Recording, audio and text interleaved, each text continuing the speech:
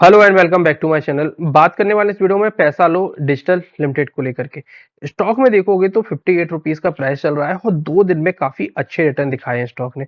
और एक important level break करता हुआ हम लोगों को देखने को मिल रहा है डेली चार्ट पर भी, और वीकली चार्ट पे तो काफी स्ट्रांग देखने को लग रहा है। तो डिटेल में देखेंगे, वीकली चार्ट देखेंगे, डेली चार्ट देखेंगे, कंपनी के फंडामेंटल देखेंगे, क्वार्टर टू के नंबर्स कैसे रहे वो भी देख लेते हैं, और शेयर होल्डिंग पैटर्न देखेंगे, बैलेंस शीट चेक करेंगे। सब कुछ 1 to 1 देखने वाले, तो बने रहिए वीडियो के साथ अंत तक। और चैनल को अभी तक सब्सक्राइब नहीं किया, चैनल को सब्सक्राइब कर लीजिए, वीडियो को लाइक कर दीजिए, क्योंकि यहाँ पर कुछ बढ़िया से स्टॉक्स को लेकर के डिटेल में हम लोग स्ट्रेटजीज बनाने की कोशिश करते हैं कि स्टॉक अब कभी कभी स्टॉक बहुत ऊपर जा जाता तो वहां पे हम लोग अच्छे वीडियोस बनाते हैं कि भाई अलर्ट हो जाइए, यहाँ पर प्रॉफिट बुकिंग का टाइम आ चुका है, या सपोर्ट लेवल पे भी इवन स्टॉक ट्रेड कर रहा होता है तो वहां पर भी हम लोग कोशिश करते हैं कि हाँ, यहाँ से एक अच्छा मोमेंटम हम लोगों को देखने को मिल सकता है। तो चलिए स्टार्ट करेंगे पैसा लो डिजिटल को लिमिटेड को लेकर के।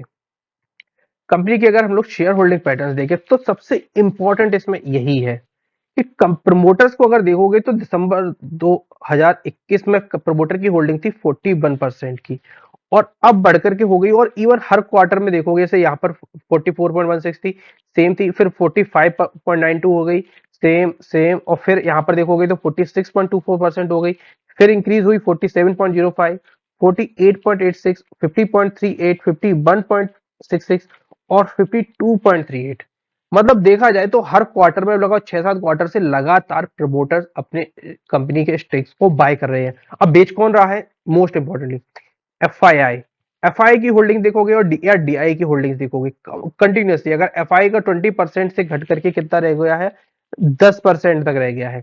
वहीं अगर डीआई का देखोगे तो 17% से घट करके कितना रह गया है, तो 12% के आसपास तक देखने को मिलता है।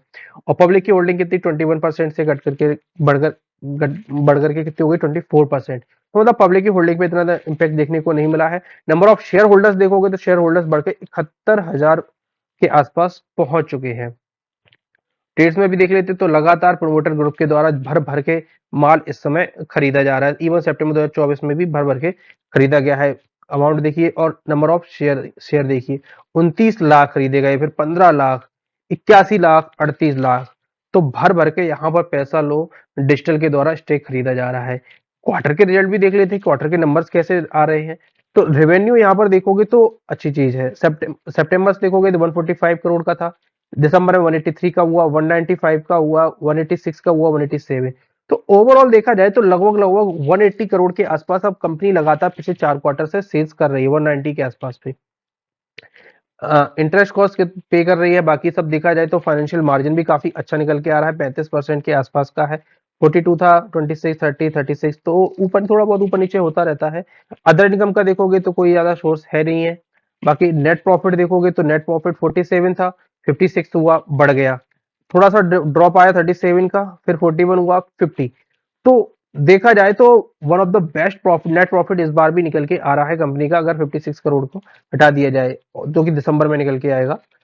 तो दिसंबर का अगला नंबर किससे जज करेंगे हम लोग, तो 56% से देखेंगे कि दिसंबर में किस प्रकार के नंबर्स हम लोगों को देखने को मिलते हैं। बैलेंस शीट अगर देखा जाए तो बैलेंस शीट भी ठीक है। Balance sorry, profit loss statement, balance sheet भी देख लेते हैं। तो इक्विटी कैपिटल देखोगे तो 90 करोड़ के आसपास का इक्विटी बेस निकल के आता है। अभी हाल ही में स्टॉक को स्प्लिट भी हुआ था। रिजर्व देखोगे तो रिजर्व भी ठीक निकल के आ रहे हैं, 1331 करोड़ के रिजर्व निकल के आ रहे हैं। बोरोइंग तो कंपनी बनती है, बोरोइंग क्योंकि एक एनबीएफसी कंपनी है तो कर्जा लेगी तभी कर्जा देगी, तो इस प्रकार की कंपनियों के हम लोग डेट वगैरह चेक नहीं करते हैं। और यहाँ पर देखोगे अगर हम लोग शेयर होल्डिंग पैटर्न्स देखते हैं तो प्रमोटर की होल्डिंग हम लोग पहले ही डिस्कस कर चुके हैं। फंडामेंटल और देख लेते हैं तो मार्केट कैप देखोगे तो 5,266 करोड़ का निकल के आता है। स्टॉक का पी देखोगे तो 28.6 का है, इंडस्ट्री पी से थोड़ा सा वैल्यूएशन हाई देखने को हम लोगों को मिल रहा है। प्रमोटर की होल्डिंग जैसे 52% हो गई, हम लोग पहले से ही डिस्कस कर चुके हैं। डिविडेंड देखोगे तो कंपनी छोटे होने के बाद भी डिविडेंड भी दे रही है, काफी अच्छी चीज है। और अपने लो के आसपास पे ट्रेड कर रही है। सबसे इंपॉर्टेंट, हाई देखोगे तो 99 का है, लो देखोगे 40 रुपीज का है, जो भी इसने हाल ही में देखने को मिलता, और इंटरनेट वैल्यू 31 रुपीज की निकल के आती है। चलिए अब देख लेते हैं कंपनी के थोड़ा सा टेक्निकल्स पे, टेक्निकल पे क्या देखने को मिल रहा है। तो यहाँ पे एक चीज आप लोगों को देखने को मिलेगी, हम लोगों ने इसका चार्ट भी ट्विटर पे भी डाला हुआ था, मतलब एक्स पे भी डाला हुआ था। आप लोग चाहें तो कमेंट बॉक्स में जाकर के चेक कर सकते हैं वहाँ, और मुझे वहां पर फॉलो भी कर सकते हैं x.com पर भी। यहाँ पर देखोगे तो कंपनी ने काइंड ऑफ डबल बॉटम बनाया, उसके बाद में इसका ब्रेकआउट आया, थोड़ा सा रीटेस्ट किया, यहाँ पर हल्का सा एक सपोर्ट लिया, यहाँ पर देखा जाए तो डेली चार्ट पर यहाँ पर 50 एमएम है, और फिर वापस से बैक टू बैक देखोगे तो 9% और लगभग 5% का। और आज सबसे इंपॉर्टेंट क्या रहा, आज अपने 200 एमए को ऊपर निकल गया है, ये काफी इंपॉर्टेंट रहा।